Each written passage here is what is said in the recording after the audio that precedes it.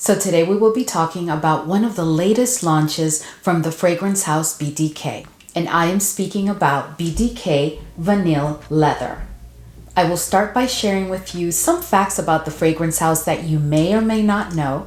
Then we'll jump right into the details of this fragrance. Of course, at the end, I will share with you my experience to date, how it makes me feel, and my final thoughts on the fragrance. But if this is your first time here, I'm Arahi, and in this channel, we love to talk about fragrances, makeup, and fashion. If that sounds like the type of content you're interested in, well then please consider subscribing, give this video a thumbs up, and don't forget to leave a comment below. All right, let's go. Bdk is a niche fragrance house that has been located in Paris since 2016, and the founder and current owner is David Benedek. I thought it was important for you to hear what he has to say about fragrances.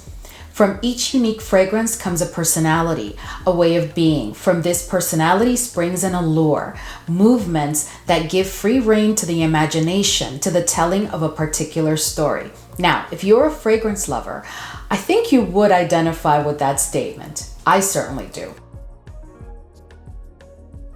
So I will be giving you some details that you may not be aware of specific to the bottle. The hood, the bottle, and the label are all made in France. And of course, not to mention the juice in the bottle. The hood on the bottle pays tribute to the contours of the dome, the Great Palace of Paris. Currently, BDK offers 3 product lines. They have fragrances, candles, and laundry care. There are 4 different collections within the BDK fragrance house. But Vanille Leather, which is the fragrance that we are reviewing today, is part of the Exclusives collection.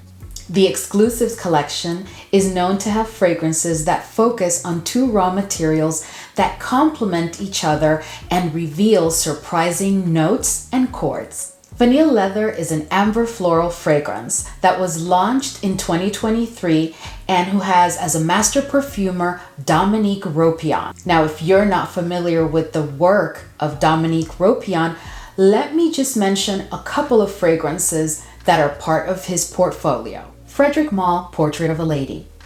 Calvin Klein, Euphoria. Givenchy Le Interdit Collection. Lancôme La Vie est Belle. Viktor and Rolf, Flower Bomb. YSL Baby Cat. And that's just to name a few, so that should give you an idea of what an incredible master perfumer is behind this awesome fragrance.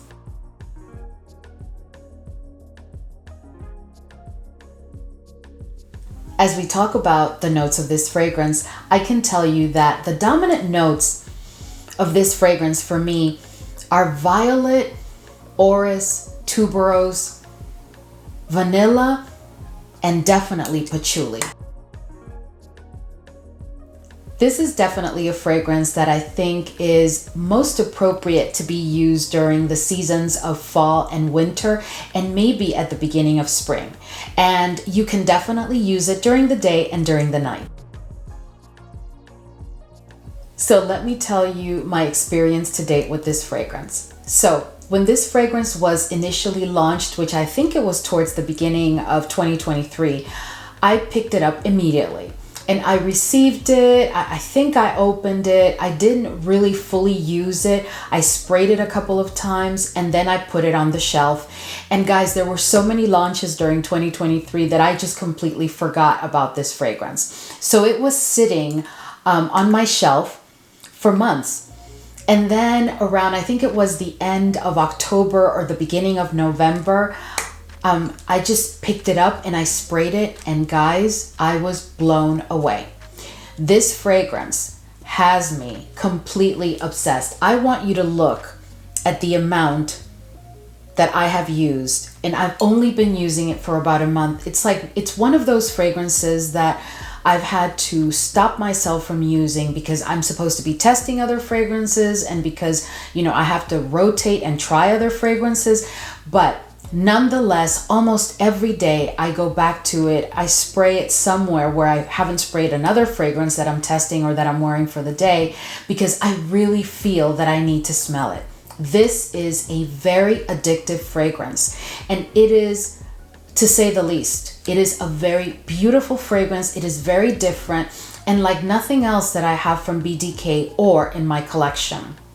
I will tell you though, and I haven't heard anybody say this, but this kind of gives me Love Don't Be Shy vibes. I don't know why I'm getting that, where it's coming from, but it does give me the vibe. No, I am not saying that they are the same. They're not even similar. It's just like a vibe. You know, it's kind of like a feeling. But I will tell you that I love this one much, much more. I absolutely love this fragrance. So, the journey. This fragrance, guys. This fragrance opens up for me with quite a bit of violet and a touch of sweetness.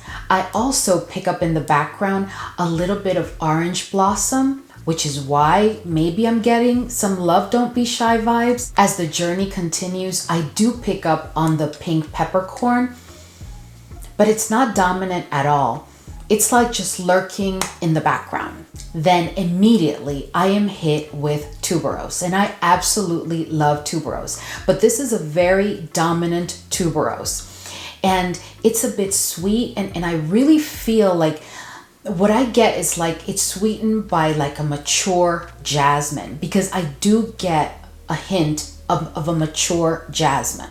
All along I'm still getting that orange blossom, but it's a little faint. It's not very present now. And then like out of nowhere, as the dry down process starts, I get a very, very strong patchouli, but it's a very well done patchouli. It kind of plays with all the other dominant notes, but I definitely get that patchouli, and the patchouli is supplemented by like orris. At the dry down, I get an incredibly sensual vanilla fragrance with like orris and like a touch of leather that is a bit sweet, powdery, and like with a touch of woodiness. Oh, guys, the feel of this fragrance.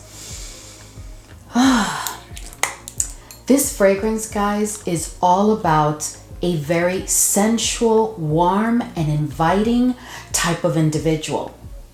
This is someone who just sits there and is very quiet in their ways, like very gentle in their ways. There is a smoothness that brings on a sensuality that I just can't explain with this fragrance. This is not about someone who is bold or who has an electrifying type of personality. No, this is someone who's very methodical, very calm, cool, and collected, but in a sensual way. This is someone who observes you, studies you, and then makes a move accordingly. This is like a very intellectual individual who loves to engage in intellectual discussions only to stand up and walk away and just leave you sitting there with the most beautiful trail of this incredibly sensual scent. If I had to give one word to this fragrance, I would say sensual. I can't stress that enough. This is all about a smoothness that cannot be compared to anything else. I would not consider this fragrance a full-on beast mode, but I can tell you I do get a good solid 6 to 7 hours from this fragrance, and I do get a moderate projection for the first, I would say, 3 hours. And then after that, it becomes like a scent bubble. What I do find incredibly fascinating from the performance of this fragrance is the sillage. Whenever I wear this fragrance, I get compliments. I get people that follow me and want to know what I'm wearing. This is definitely a fragrance that leaves a trail. I don't think that you should overspray this fragrance. I think that what you should do is layer spray. Let me explain. I think that you can spray in all the areas that you want to spray, let it dry for about 10-15 minutes, and then spray again. Because I find that if you just overspray, you may end up choking yourself and those around you, because the projection of the first hour is quite strong. To me, this fragrance, even though it's called vanille leather, to me, it does lean a bit feminine. I don't think that this is straight unisex. I think I can definitely see a man wearing this fragrance, but I really do believe that this is a fragrance that leans a bit feminine. I don't ever want to recommend a fragrance for a blind buy, but I have to tell you guys, I love this fragrance so much. I have a hard time believing that unless you have a problem with any of the notes that I shared with you today, that you would not end up absolutely falling head over heels for this fragrance. This is a fragrance that I just think is truly exceptional. Guys, in summary, Bdk Vanille Leather is an absolutely beautiful, highly addictive vanilla orris violet leather fragrance that I really believe you can't go wrong with. I still recommend that you get your nose on it before, deciding to pick it up. But this is a fragrance, guys, that really has me totally obsessed. This is a fragrance that will get you compliments. But I also want to again caution you on a couple of notes that are in here that I know are not mass appealing. So tuberose is a very dominant note when present, and here it is definitely making a statement. And then you also have that iris and violet. I think that this is definitely a fragrance that you want to get a decant of or get your nose on it before you decide to pick it up. But if you don't have a problem with any of those notes, you will most likely absolutely love this fragrance. This is, to me, a home run from Bdk. So we've reached the end of the video, and I was so glad that I was able to share with you my thoughts and my observations on Bdk's Vanille Leather. I absolutely am in love with this fragrance. Let me know if you've tried it. If you haven't, just let me know your thoughts in general. I'm always very curious as to how people are feeling about fragrances. And thank you so much for your support, guys. Welcome to all my new subscribers, and I will see you in the next video.